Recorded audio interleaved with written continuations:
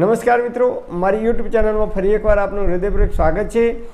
તો આ ટેટી છે એ ટેટી અત્યારે બજારની અંદર સૌથી વધારે વેચાવા લાગી છે અને લોકો ભરપેટ ખાવાની અંદર ઉપયોગ કરે છે। અત્યારે આ ટેટી આપણી બોડી માટે ખતરનાક સાબિત થઈ શકે છે। કેમ?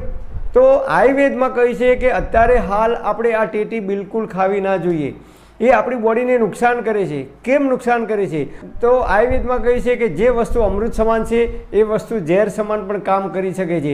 કારણ કે જો એ વસ્તુને યોગ્ય સમયથી પહેલાં અથવા સમય પછી એટલે કે યોગ્ય સમયે જો એ વસ્તુને ખાવામાં ના આવે તો એ વસ્તુ આપણા શરીર માટે ઝેર સમાન કામ કરે છે। દાખલા તરીકે પાણી, તો પાણી એ આપણા શરીર માટે અમૃત સમાન છે। ભોજન કર્યા પછી તરત જો પાણી પીવામાં આવે એક ગ્લાસ ભરીને ઠંડુ, તો એ આપણા બોડીમાં વિષ સમાન કામ કરે છે। એ આપણી પાચન શક્તિને મંદ કરે છે અને જે કંઈ ખોરાક લીધો હોય એ ખોરાકનું યોગ્ય રીતે અને સમયસર પાચન થતું નથી। પણ તરસ લાગી હોય એ વખતે જો પાણી પીવામાં આવે તો એ આપણા શરીરને અમૃત સમાન કામ કરે છે। આમ આયુર્વેદમાં કહે છે કે કોઈ પણ વસ્તુ હોય એ અમૃત સમાન પણ કામ કરે છે અને ઝેર સમાન પણ કામ કરે છે જો એને યોગ્ય સમયે ખાવામાં ના આવે તો। એટલે અત્યારે ટેટી છે એટલે આપણને એમ લાગે કે ભાઈ ઉનાળાની સિઝન ચાલુ થઈ ગઈ છે અને ઉનાળાની અંદર ટેટી આવે છે, તો તદ્દન ખોટી વાત। અત્યારે ઉનાળાની ઋતુની શરૂઆત થઈ નથી।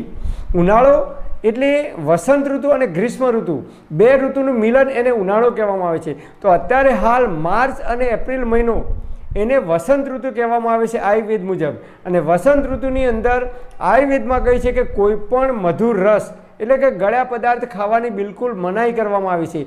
જે લોકો કફ પ્રકૃતિના છે, જેમને વારંવાર કફ થઈ જાય છે, જે લોકોને ઋતુ બદલાય અને એમને શરદી અને કફ થઈ જાય છે, એવા લોકો માટેની આ વાત છે, એવા લોકો માટેનો આ વિડીયો છે। તો એવા લોકોએ બિલકુલ ટેટીનો ઉપયોગ કરવો જોઈએ નહીં। કેમ? તો કે શિયાળાની સિઝન દરમિયાન, શિયાળાની ઋતુ દરમિયાન આપણે જે કંઈ ગળ્યા પદાર્થો ખાધા હોય, દિવાળી પર મીઠાઈઓ ખાધી હોય, સાલમ પાક, અડદિયા પાક, મેથી પાક અને એ જે કંઈ આપણે ભારે ખોરાક શિયાળામાં ખાધા હોય એ ખોરાકની અંદરથી જે કંઈ કફ ઉત્પન્ન થાય છે એ શિયાળો પૂરો થઈ અને ઉનાળાની શરૂઆત થાય છે।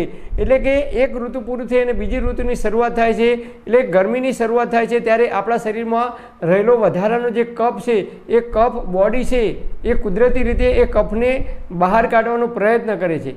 જે રીતે બરફ હોય પણ એ શિયાળામાં ઓગળતો નથી, જ્યારે ઉનાળાની શરૂઆત થાય ત્યારે બરફ ઓગળવા લાગે છે। બસ એ જ રીતે આપણા બોડીની અંદર જે કંઈ શિયાળાની ઋતુ દરમિયાન કફ જમા થયો હોય એ કફ જ્યારે ઉનાળાની ઋતુની શરૂઆત થાય છે, વસંત ઋતુ આવે છે, ત્યારે બોડી એ કફને ઓગાળી અને બહાર કાઢવાનો પ્રયત્ન કરે છે। અને એ સમય દરમિયાન આપણા આયુર્વેદાચાર્યોએ, આપણા ઋષિઓએ કહ્યું છે કે ગળ્યો પદાર્થ એટલે કે મધુર રસ ખાવાની મનાઈ કરી છે। જે લોકોને કફ પ્રકૃતિ છે અથવા જે લોકોને શરદી અને કફ વારંવાર થઈ જાય છે અથવા જે લોકોને શરદી અને કફ થઈ ગયો છે એવા લોકોએ આનું સેવન કરવાનું નથી। તમારે ટ્રાય કરવું હોય તો કરી જોજો। જે લોકોને કફ થઈ ગયો હોય એવા લોકો એક અઠવાડિયા સુધી તમે ટેટી દરરોજ ખાજો, તમારો કફ 15 દિવસ કે મહિના સુધી નહીં મટે। કારણ કે ગળ્યો પદાર્થ ખાવાથી કફમાં વધારો થાય છે, રોજે રોજ કફ ઉત્પન્ન થાય છે એટલે જલ્દીથી કફ નહીં મટે। અને જે લોકોને વારંવાર કફ થઈ જાય છે એવા લોકોએ તમારે ટ્રાય કરવો હોય તો 10 કે 15 દિવસ સુધી દરરોજ ટેટીનું સેવન કરજો। આજથી તમને કફ થશે ને થશે। કારણ કે કફ પ્રકૃતિવાળા જો અત્યારે આનું સેવન કરશે વસંત ઋતુની અંદર તો એમને જલ્દીથી કફ થઈ જશે।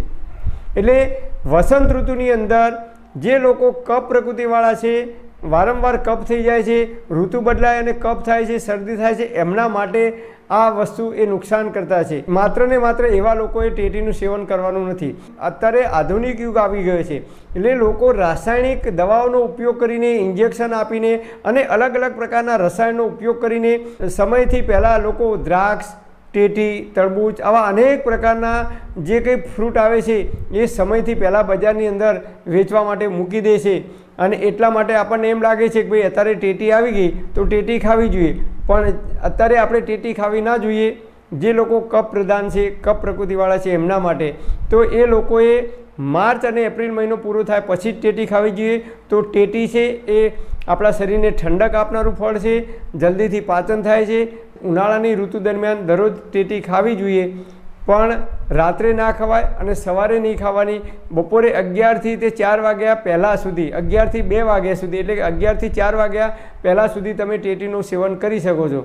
તો ટેટીની સાથે બીજી વસ્તુ છે તરબૂચ પણ ના ખવાય, ત્રીજી વસ્તુ છે દ્રાક્ષ પણ ના ખવાય, અને ચોથી વસ્તુ છે શેરડીનો રસ. આ 4 વસ્તુ અત્યારે જે લોકોને કફ પ્રકૃતિ છે, વારંવાર કફ થઈ જાય છે, એવા લોકોએ વસંત ઋતુની અંદર એટલે કે માર્ચ અને એપ્રિલ મહિના સુધી કોઈ આ 4 વસ્તુનું સેવન ના કરવું જોઈએ, નહીં તો એમને કફ થતાં વાર નહીં લાગે. આપણે આયુર્વેદ મુજબ આટલી થોડી સાવધાની રાખીશું. ઋતુ બદલાય ત્યારે જે કંઈ ગળ્યો પદાર્થ ખાવાની મનાઈ કરી છે જે પ્રકૃતિવાળા લોકોએ, એનું આપણે જો પાલન કરીશું તો આપણે જ્યાં સુધી જીવીશું ત્યાં સુધી તંદુરસ્ત અને નિરોગી રહી શકીશું. જો આપણે પ્રકૃતિના નિયમોનું પાલન કરીશું, કુદરતે આ બોડી, આ શરીરના જે નિયમો બનાવે છે એ નિયમોનું જો આપણે પાલન કરીશું તો આપણે જ્યાં સુધી જીવીશું ત્યાં સુધી તંદુરસ્ત અને નિરોગી રહી શકીશું. પરમપિતા પરમાત્મા આપ સર્વેને તંદુરસ્ત અને નિરોગી રાખે એવી હૃદયપૂર્વક મારી પ્રાર્થના. Thank for watching my video. Thank you.